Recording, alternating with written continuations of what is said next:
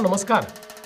महाराष्ट्रातील 246 नगरपालिका आणि 42 नगरपंचायतीसाठी येत्या 2 डिसेंबर रोजी मतदान होणार आहे।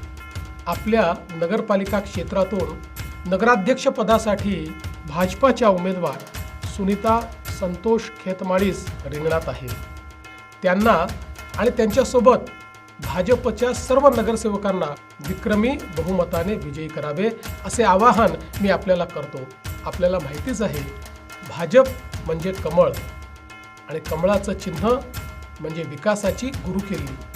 माननीय पंतप्रधान नरेंद्र मोदीजी यांच्या नेतृत्वात भारताने शहर विकासाचे एक मोठे स्वप्न पाहिले आणि त्या दिशेने वाटचाल सुरू केली। अमृतसारख्या अभियानातून आज अनेक शहरांचे चित्र झपाट्याने पलटत आहे। राज्यातील सरकारच्या माध्यमातून सुद्धा पाणीपुरवठा असेल, विविध इमारती असतील, भुयारी गटारी योजना असतील, रस्ते असतील, वेगवेगळ्या प्रकारच्या संधी असतील, या तयार करण्याचं काम आपण करतोय। मोदीजींनी सांगितलं, प्रत्येक शहर हे स्वयंपूर्ण असलं पाहिजे।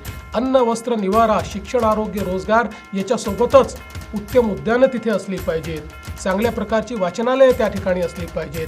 चांगले रस्ते त्या ठिकाणी असले पाहिजेत। भुयारी गटार योजना त्या ठिकाणी असली पाहिजे।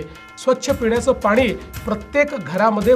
अधिक माहितीसाठी स्टार इंडिया 1 न्यूज पाहत रहा।